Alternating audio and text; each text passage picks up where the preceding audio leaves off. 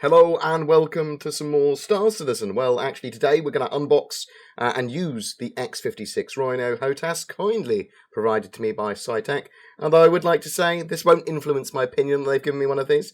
If the item's crap, if I hate it or I love it or whatever, or I'm just mad about it, like, look, it's a lovely paperweight, then deal with it, Saitek, and stop sending me free stuff. The too long didn't read or can't be asked to watch kind of comparison and overview of the product is extremely similar to the X55, but with some improvements. The addition of the small analogue thumbsticks on the throttle and the stick make an amazing difference for me in Star Citizen. They give you precision movements, whether you're aiming or flying, incredibly useful. Quality-wise, there were some issues with the X55, some of which seem to have been addressed with the X56. It's definitely of a higher quality. The plastics don't feel like they're going to buckle when I poke them, like they did with the X55.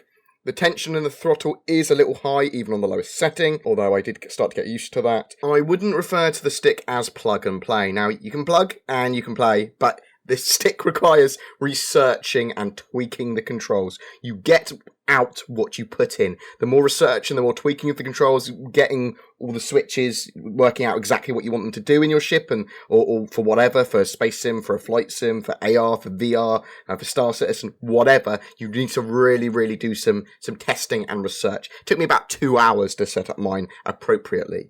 It's an expensive piece of kit, but on the cheaper end of the high-range HOTAS, and assuming you don't have any future issues with it, because I can't talk for them because I haven't had mine for too long, then it's definitely worth the price. I really like the product. So, what's in the box? Not unsurprisingly, there's a joystick and a throttle, which the stick is incredibly easy to assemble. Literally just plonk it in and twist the twisty bit. There's a cool quick start guide as well, an additional spring to adjust the joystick's tension, and some stickers as well. Quality and weight-wise, it's light compared to any of the other high-end HOTAS, mainly because it doesn't have much metal in its construction. It's certainly made of high-end plastics, but I would like a little bit more weight to it. I'm going to be mounting mine to a metal plate, just because that will give it some more weight, but there's loads of things. You can put coins on the bottom, anything. It does feel like it needs a bit more weight. It doesn't move around your desk as long as you've got the throttle on the lowest tension setting. Well, it doesn't move around on my desk anyway. I don't know, maybe you've got like an ice rink as a desk. But I've got mine on a mouse mat, and it's kind of fine. But if you put it on a higher tension, it would be moving around without either bolting it down or putting it on a heavy pad. The plastic switches, buttons, and multiple hat switches. There's loads of buttons on this bad boy. They all do feel of a high quality. There's a twisty knobby bit on the throttle, which I don't really like. That's the only thing that feels a bit cheap. Buttons and function-wise, the stick is not suitable for left-handed users, and conversely, the throttle is not suitable for right-handed users. So if you're left-handed, this might not be the HOTAS for you. There are lots and lots of buttons and switches, far more than I need for Star Citizen, and ways of switching to basically different profiles, which I use from going from SCM to precision modes, for example. There are 3 hat switches, 2 buttons on the top of the stick, actually, and one of those buttons and one of the hat switches on the stick. My hands are too small and baby-like to be able to get to those buttons kind of easily and comfortably. That said, I just have to kind of move my hand stance to get to them, and that might be good for certain functions, so I don't accidentally press them. The stick does have twist, which is obviously useful and kind of necessary in a lot of games now, but it feels like the cheapest part of the stick. Because of the plastic design maybe, or because of the way it's done into the base, it just doesn't feel, I don't know, expensive enough. It works totally fine. That's just kind of my own personal gripe with that. Also, there's a bit of a kind of clunky pullback if you let go of the stick when you've pulled it to the left and right, where it obviously recenters itself. Again, that feels a little cheap to me, but I think that's probably just because it's plastic design and I'm used to more metally sticks, I suppose. Thumbsticks wise, these are just amazing. I mean, just having analog thumbsticks that you can put a little bit of pressure in or a lot of pressure in to get precision movements and precision aiming is fantastic. I think all HOTAS should have these. The software the stick comes with is really simple to use. You can literally just program any of the buttons to do anything you want, nice and simple. It also controls the RGB backlighting of the stick, and I'm not really one for pretty colours and for backlighting and that sort of stuff, but if you want to change it so it matches the rest of your rig or keyboard or mouse or whatever, then there is that option there. In Star Citizen, the control system kind of hates me. It took me a while to set up. I had a rudimentary control set working in about an hour. Then after about 2 hours, I actually had a fully set up controller. It took me ages to work out what I wanted all the buttons to do, because normally I'm on mouse and keyboard. For smaller ships, I had a problem with the Warthog, for example, because the Warthog felt too heavy. For smaller ships and fighters, I actually really rate the X56. It gives you nice maneuverability. There's no real tension in the actual stick, and with the throttle I didn't make silly mistakes because there's quite a lot of tension in that throttle.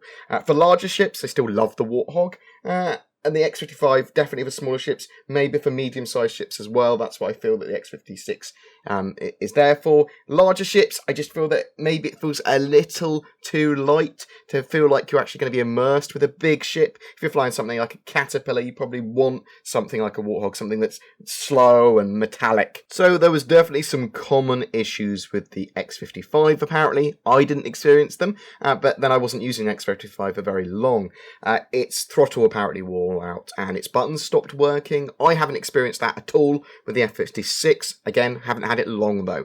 A couple of other Star Citizen pilots I know haven't had any issues either, touch wood. I have heard that some units were faulty out of the box though, with some buttons just not working, but obviously buyers return them and get replacements, and then those replacements had worked fine. I heard that they used better quality wires and different lube in the throttle from the X55, and the quality is just genuinely up from the X55, and this is basically just an upped quality of the X55 with those thumbsticks, a couple of extra features, that sort of thing.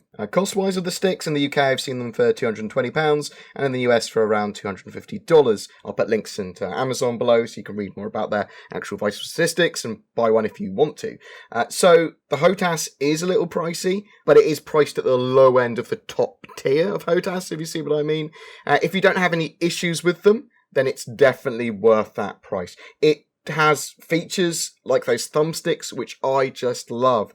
I can't talk about the long-term durability of it though, but I will update this review if anything explodes or I do have any issues or anything suddenly stops working. In fact, if you have specifically bought an X56, not the 55, an X56, and yours is working, broken, you've had issues with it, haven't had issues with it, please comment below and tell me. That would very much help this review. Throttle and stick. So I really like some odd setups, like dual stick setups. I like mouse and throttle setups, that sort of stuff. I would definitely buy this throttle separately, assuming it doesn't have any durability issues. That thumbstick is just amazing, and when combined with a mouse, it gives me all the function I need from a keyboard, pretty much. Unless I'm forgetting something. With my mouse and my throttle combined, I can do everything I need to in space and quickly chuck the throttle to the side if I want to go into first-person shooter mode and run around on my keyboard. So, yeah, that's really, really, really, really useful. Please, Saitek, sell that throttle separately. That would be absolutely great. I've used quite a few HOTAS in my time, from the Warthog, the X52, the X52 Pro, X55, X56, at the lower end, that Thrustmaster, T, whatever the hell it is, and the Logitech Pro Extreme.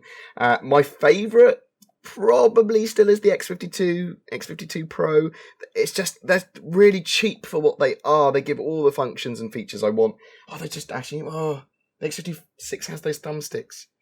I don't have to mod anything to get them working. They just work. They're so useful. Assuming that the X56 holds out, yeah, I think the X56 is a great high-end HOTAS, and it's not too pricey as for the features you kind of get.